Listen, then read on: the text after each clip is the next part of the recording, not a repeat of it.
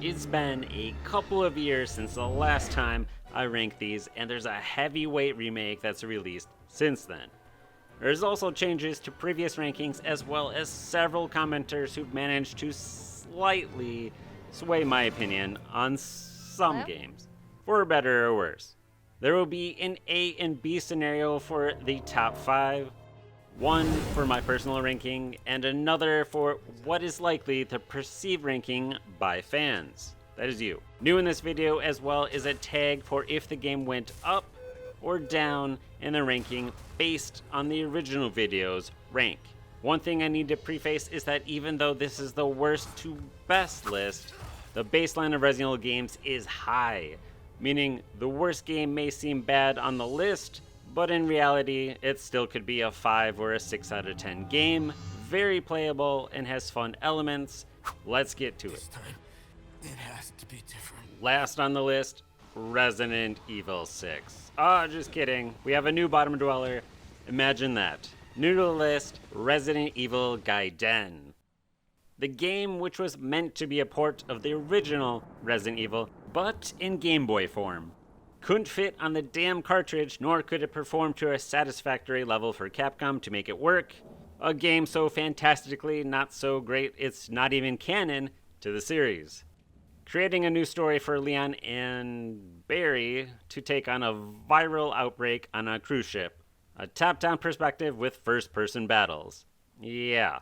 The cherry on top is that Leon doesn't even survive the trip, but a BOW shapeshifter that takes his form does. Rest in peace, Leon.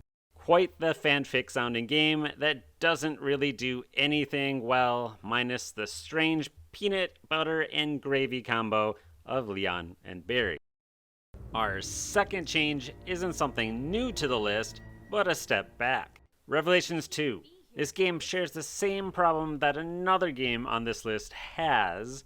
It's a bundled mess of trying to do too much. Early on, it's like Resident Evil 7's House of Chainsaw Horrors. Then the knockoff Nemesis appears. Then Code Veronica's Madhouse of Horrors takes form. At times, it feels like a wannabe Silent Hill. Come on, Resident Evil, you're better than that.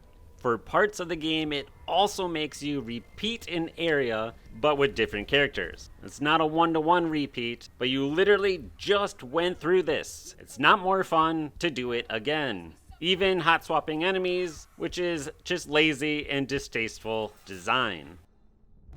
The story involves Claire and Myra being kidnapped and taken to a remote prison island. Barry, of course, must head there to save his daughter.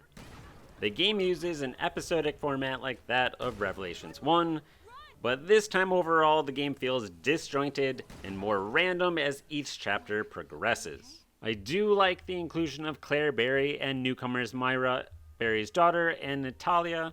All characters are really the only thing keeping this game alive.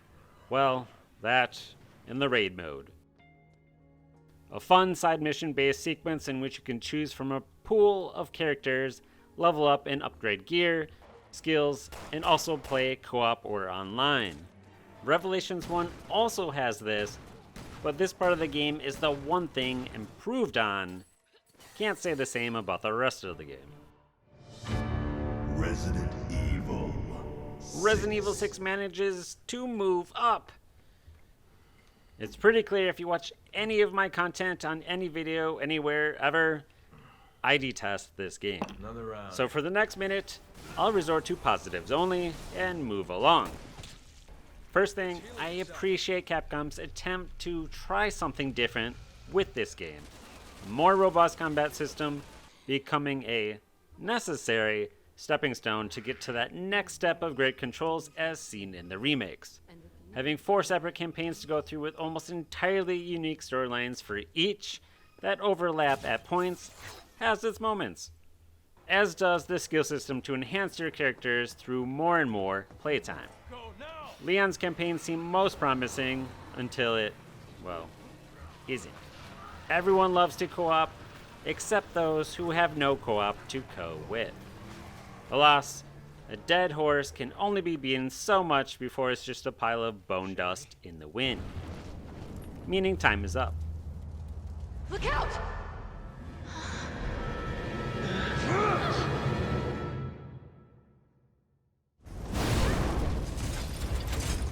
get used to it. Resident Evil. For anyone that watched the first ranking video, you may remember how max levels of difficulty I was on this game. I think probably of any game on this list, I've had the most change of heart on this one. As many have pointed out over the years, there's a ton of series-defining moments in this game that you should see. The twins are mostly well-done villains outside a few cutscenes. I still hate Steve though. That jerk-off needs a brand new image for the probable and inevitable remake. Claire and Chris being playable is great, and having them reunite was an overdue but heartfelt moment, but also could be improved upon. The game is still held back by the writing, which in fairness isn't unique to the franchise whatsoever. It does have the worst backtracking in the entirety of this series, wildly inconsistent difficulty spikes with inventory management that can be game ruining, which by the way, I've never had an issue with in any other Resident Evil. Few bosses are very poorly done. See Tyrant on a Plane, and the boss that literally cannot hit you. I do find this game to really be the baton handoff in the series, as Capcom intended to move away from what it had done previously, being known as a zombie franchise with Resident Evil 1, 2, and 3. This game takes zombies early on and moves further and further away from them. We see drastic changes with new enemy types, more weird and strange bosses throughout. Wesker is more prioritized with new superhuman abilities. Things got weird. Resident Evil was set to embark on a new path. I believe some ideas and concepts worked well here, but others were also duds. Then I'm glad the series left here. See, Stretchy Arm Man Thing, Steve, and a handful of others. Playing it makes me much more interested in our remake version than in its current state. I understand lots of gamers love this game for various reasons. It's just not one that will ever get over the hump of being a great game for me. A remake could flip that entirely though.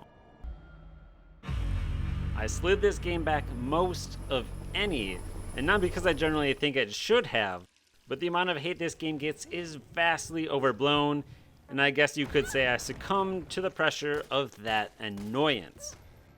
Gaming can be boiled down to one key component. Is it fun to play? Resident Evil 3 Remake is fun to play. It uses the same great gameplay from Resident Evil 2 Remake, plus has a bonus dodge and time mechanic on top of it. By that metric alone, it is fun to be had. The revamped story it has is still solid throughout, also expanding the hospital section of the game.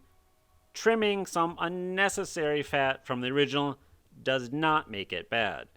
I understand most are irritated with the aspect of it not sticking to the source material and Nemesis's lack of spontaneity.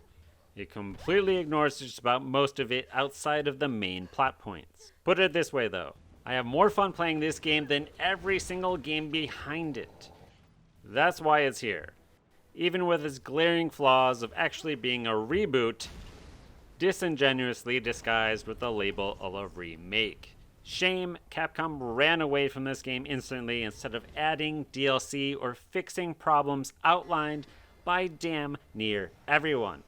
Kinda feels like they never had faith in it to begin with. Slight readjustment. It still feels like this game is a hidden gem for the series, which feels kinda odd to say. Doesn't really get any attention, even with starring Jill and Chris, along with a bunch of newcomers. Funny enough, it's basically the well-done version of the Game Boy Color's Resident Evil Gaiden. Big ship with BOWs and an OG cast instead of a random pairing. I will say the enemies do somewhat hold the game back a bit, all feeling like lesser regenerators from Resident Evil 4. Definitely like the variety of level design within the ship and beyond. Solid controls given it's rebuilt from a 3DS game's foundation, or even if you're still playing the 3DS version, still good. The reason I find this game to be better than Revelations 2 is the consistency with the story and not trying to do too much. The tone, the level design also feels isolated and remote, whereas Revelations 2 should have split the characters up entirely, not been together. Again, another instance of action horror versus survival horror. Sometimes simplicity and good execution, even if a standard experience, can make a game shine brighter than it normally should.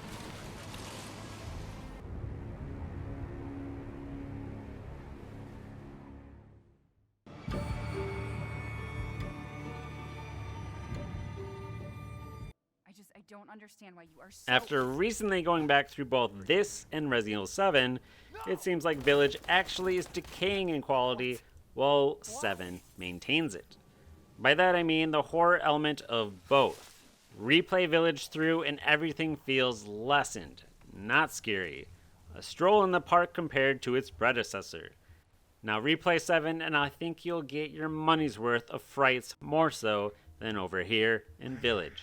Counterpoint, if you want less horror and more action.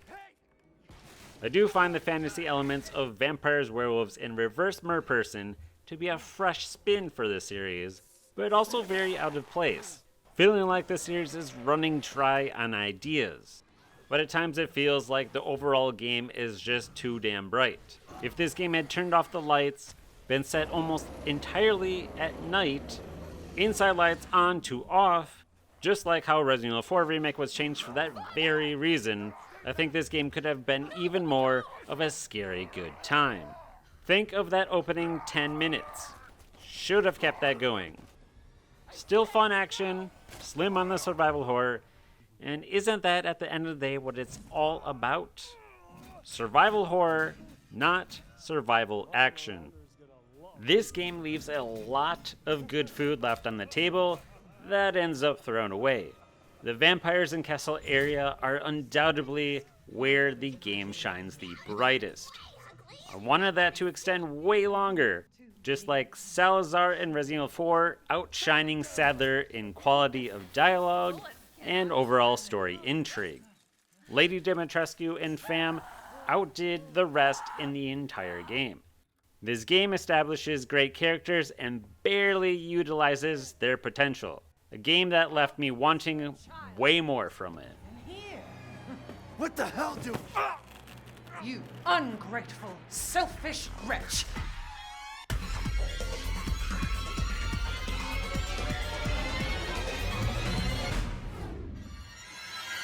Resident Evil 0. The game that gets a lot of unfound hate. Despite what some commenters might believe, I definitely don't hate Resident Evil 0. In fact, quite the opposite.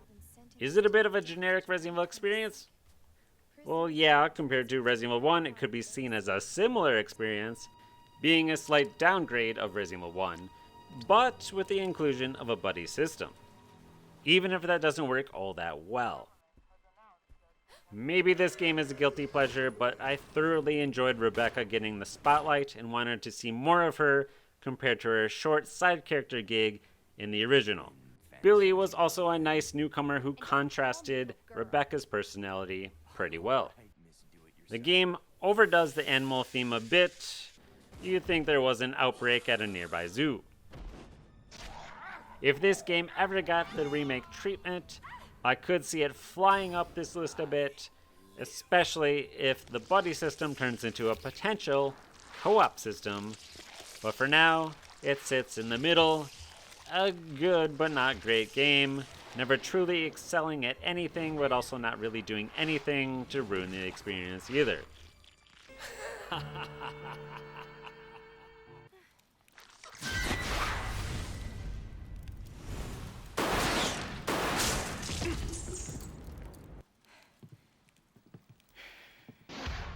Resident Evil. This next entry might be triggering at first for longtime fans, but this time around it's separate from its remake iteration. And also being the first comes with a certain amount of jank and things that will be ironed out with most sequels. The OG Resident Evil 1, the grandfather of survival horror. You could say it's the sweet home of all Resident Evils. The foundation for what every Resident Evil game after reflects and compares itself to. The thing is, the original just doesn't hold up super well nearly 30 years later, at least with modern glasses on. The in-game cutscenes, live-acting cutscenes, tank controls, outdated enemy AI, infinite door loading delaying the experience. It has its flaws, still got a near-perfect level design that will never need drastic alterations, riveting moments and intensity that may not be scary now, but had everyone shaking in their boots back then. I'd recommend experiencing it, even knowing an improved iteration exists. It's fun to look back at the beginning, even if that scary experience is more humorous now.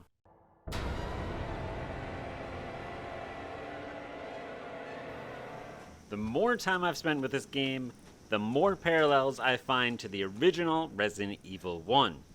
Swap the family out with zombies and such into this one, and you have a first-person Resident Evil 1. Albeit a bit more swampy zombie though. You can section this game into 3 parts. Act 1 being the plantation houses, Act 2 the ship, and Act 3 the mine. Act 1 being the most dominant and most finely crafted, also longest, manages to use some of the best practices of great things Resident Evil games have done exceptionally well over the years. Take Jack acting as a nemesis from Resident Evil 3. Finding any means necessary to make Ethan's life miserable. The family all has their methods and all made their stand for great horror. Until they're no longer around. When we hit Act 2, it takes a step down, and then another step down for Act 3. My biggest grievance with this ship section is how, after countless hours of fighting with nothing and scraping up supplies, we're told to do it all over again. At this point, we've experienced numerous moments of playing as non-Ethan characters, and Mia with VHS tape sequences and also a B-Day puzzle. At this point in the game, the constant thrashing of in and out of main character experiences is nauseating and played out. It's a repeat offender of a trick we've already endured. As a player, I'm tired of it. Just let me have my shotgun and blast my way to finish it. Or, if ammo deprived, run and sprint to the finish line. Finally, Act 3 just feels like the game wants to end and push you through a tunnel until the final boss, whom is 50 Shades of Resident Evil 2's damage sponge, pummel bullets until it's over boss. We have a very strong Act 1, an okay Act 2, and a meh Act 3. At least it maintains the horror mostly throughout the entire game, and Act 1 is the majority of the game. A great game that fades near the end.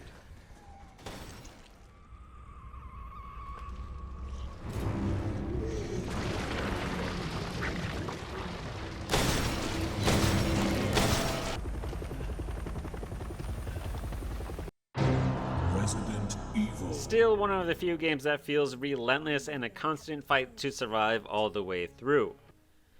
Its own remake couldn't even pull it off, and most others just do it for parts of the game.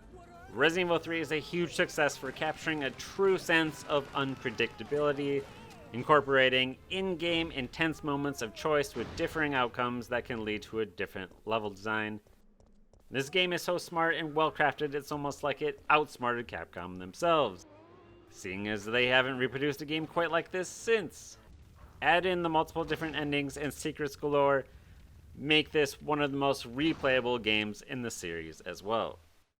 Quite hilarious that this game was a damn near afterthought, rapidly thrown together in a short time, and still managed to come out in a blaze of glory.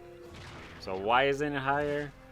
One part age and tank controls, another part it's a second entry set in Raccoon City, which we've seen before in the previous game, which happens to do other things better even if the main enemy isn't as well executed.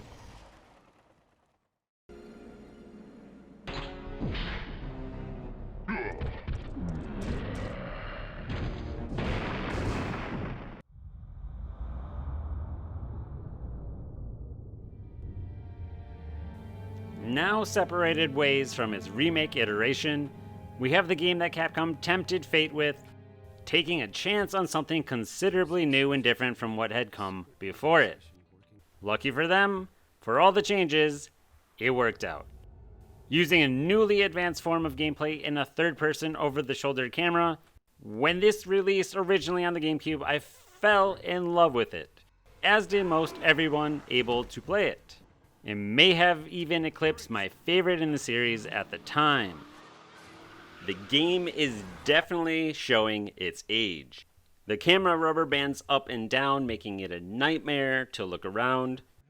QuickTime events are a bygone era that needed to die off.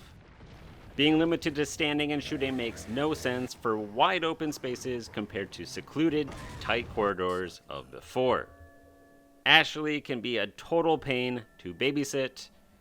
It's got some setbacks.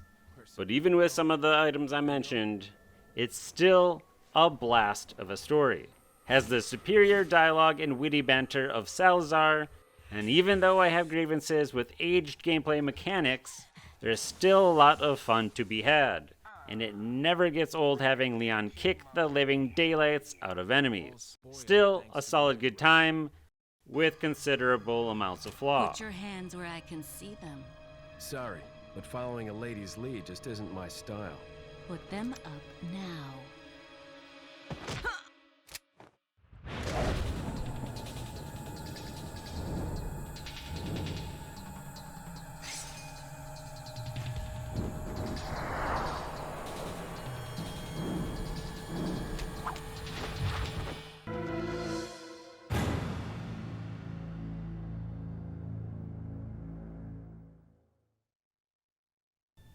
The game that at the time of release, in many's opinion, outshined the original. To this day, still the only proper Resident Evil game to have two different scenarios where one playthrough affects another. Bosses, unique inventory, access to certain areas, and character moments could all be either available or not, depending on one playthrough to the other character's playthrough.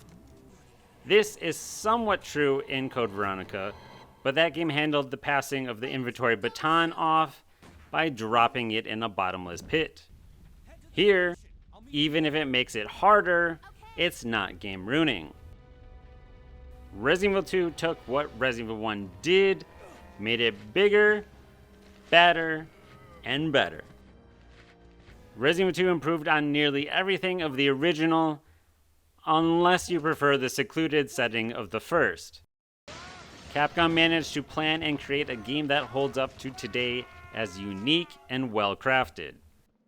Sure, it shows its age, but overlooking its minor flaws of outdated controls and graphics, it's still a near perfect experience.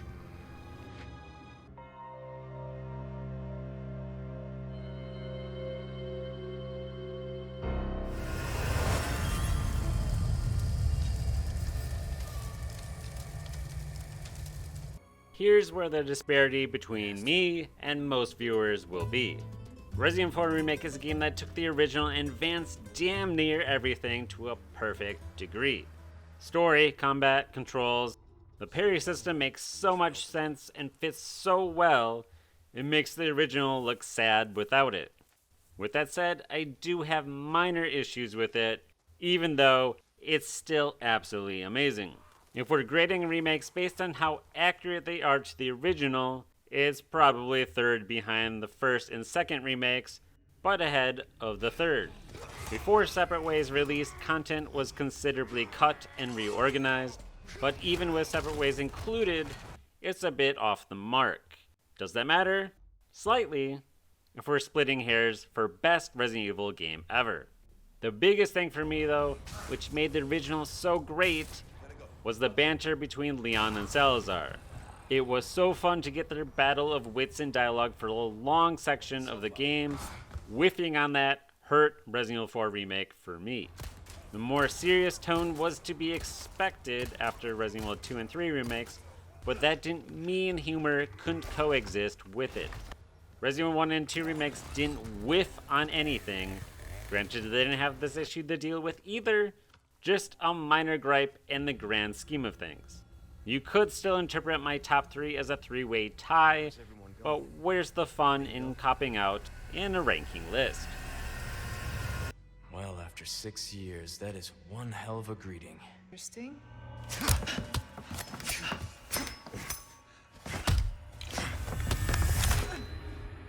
Try using knives next time. Better for close encounters. Resident Evil. If you followed the channel, I've covered why this game is an easy number 1 for a myriad of reasons. It's the bone-chilling, tone-setting definition of Resident Evil right here. The environment, the tight quarters of enemies potentially lurking around the corners, creaking floors sending spine-tingling sensations as you walk through this maze-filled mansion of horrors. I honestly don't have much in the way of flaws I can say about this game. Sure, maybe you don't like the classic tank controls. Could the voice acting and cutscenes in general be a bit better? I suppose. Feels nitpicky is the worst I can be on this game, which is basically all I can do with this and the next game anyways. If you want the definitive trademark Resident Evil experience while still looking pretty good, it's right here. If you want something a bit more recent and modern, enter our next game, Resident Evil 2 Remake.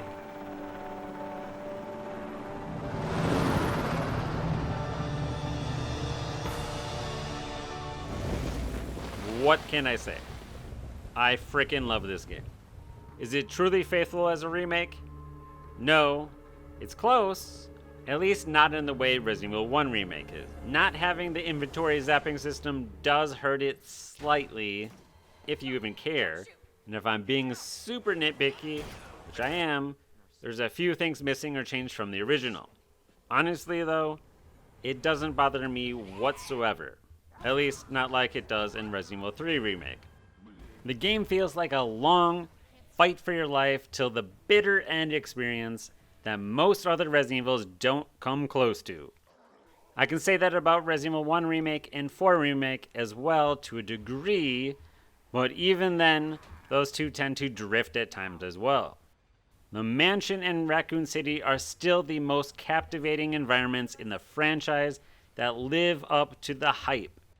The flow of the game works better than the rest, having to run, flee, evade Mr. X, slowly steer clear of liquors, experience everything from city street to RPD and beneath, kept the game tightly crafted and soundly put together. It doesn't stray too deep into realms of disbelief, staying grounded even when unbelievable things are happening. I still find this game to be the best start to finish, with nothing that takes me out of the experience. Why this game topples the heavyweights of Resident Evil 1 Remake and Resident Evil 4 Remake is consistency through and through. If those two are 99% perfection, this one is 100% for me. A classic Resident Evil experience crafted with a modern lens. Resident Evil 2 is survival horror at its finest, with a modern control scheme that complements it perfectly. We got work to do. Yes, ma'am. I promised a fan-filled top 5 B scenario, so quickly in order of a general fan consensus without my input, here you go. The one thing about this video I can guarantee is that you won't agree. Let me know down in the comments what you'd change, and also what games in this series have gone up or down your list over time. Thanks for watching. If you're entertained by this video or others, consider subscribing. Help the channel continue to make more content. Have a great day, and I'll see you next time Sweet on dreams. Hittobox.